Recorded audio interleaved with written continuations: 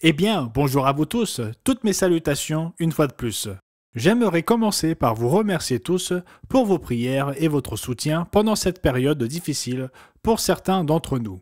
Pas seulement mon épouse et moi, mais un certain nombre d'autres personnes qui ont contracté le Covid à la suite du camp.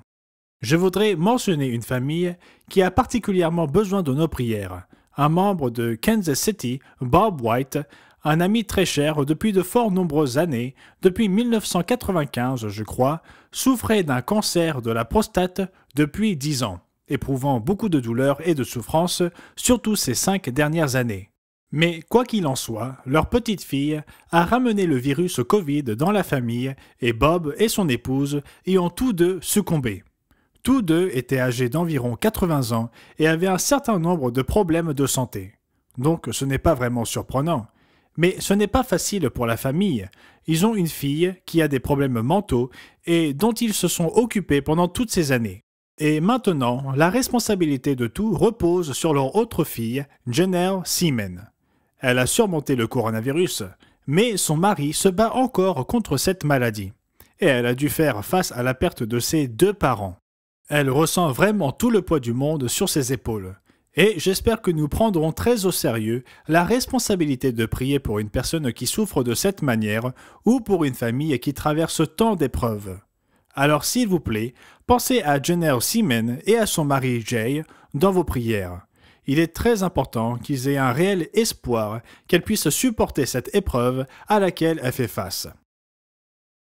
Madame Riggs, Zono Riggs, la belle-mère de Wallace Smith, avait contracté le Covid et nous étions inquiets pour elle en raison de certaines conditions sous-jacentes. Mais elle s'en remet bien. Nous avons appris que d'autres personnes qui étaient à l'hôpital, pas très nombreuses, mais 2 ou 3 personnes hospitalisées, se rétablissent également. Donc nous sommes très reconnaissants pour cela et merci à vous tous pour vos prières, pour tous ceux qui ont dû passer par cette épreuve. Et croyez-moi, il y a des gens qui ont beaucoup plus souffert que mon épouse et moi, et je sais que vous avez prié pour nous.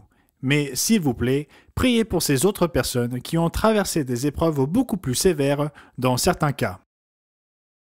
Cette semaine a été très chargée et productive ici à Charlotte. Les étudiants de l'éducation living sur site sont bien arrivés. Et M. Jonathan McNair aime les amener dans les montagnes, les éloigner de tout pour l'orientation. Il leur donne également l'opportunité de créer des liens entre eux. Ils ont eu l'occasion de faire du rafting. Je suis sûr que c'était un grand frisson pour ceux qui n'avaient jamais fait cela auparavant. Mais nous avons un très bon groupe d'étudiants qui sont arrivés cette année. Ils suivent le processus d'orientation cette semaine. J'ai un message à leur délivrer cet après-midi, le dernier de la journée.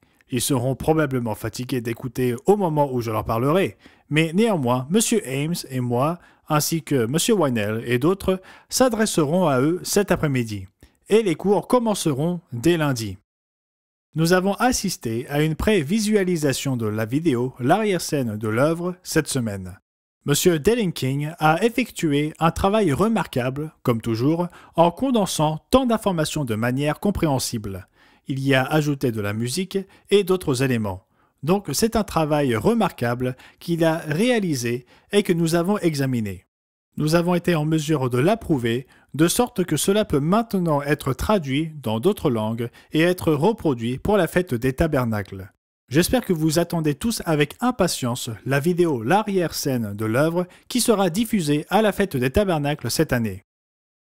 Nous avons reçu ce rapport encourageant concernant la chaîne YouTube El Mundo de Mañana.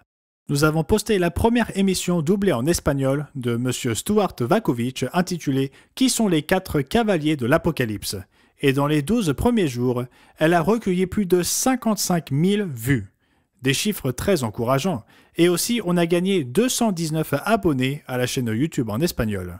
Et nous avons largement dépassé les 300 000, je crois que c'est à peu près 350 000 abonnés. Et nous venons d'ajouter 219 autres abonnés. Mais la réaction à cette émission a été environ 2,1 fois supérieure à la moyenne pour toute nouvelle émission. Donc nous sommes très heureux de cela. Merci M. Vakovich. Merci à la voix qui assure le doublage de ces émissions et qui fait un travail incroyable, à un indépendant qui travaille pour notre compte. Nous sommes très reconnaissants pour tout le travail qu'il fait également. Ainsi, ce fut une bonne semaine bien que très chargée. C'était Gérald Weston pour l'Église du Dieu vivant pour la semaine se terminant le 14 août 2021. Passez un merveilleux sabbat.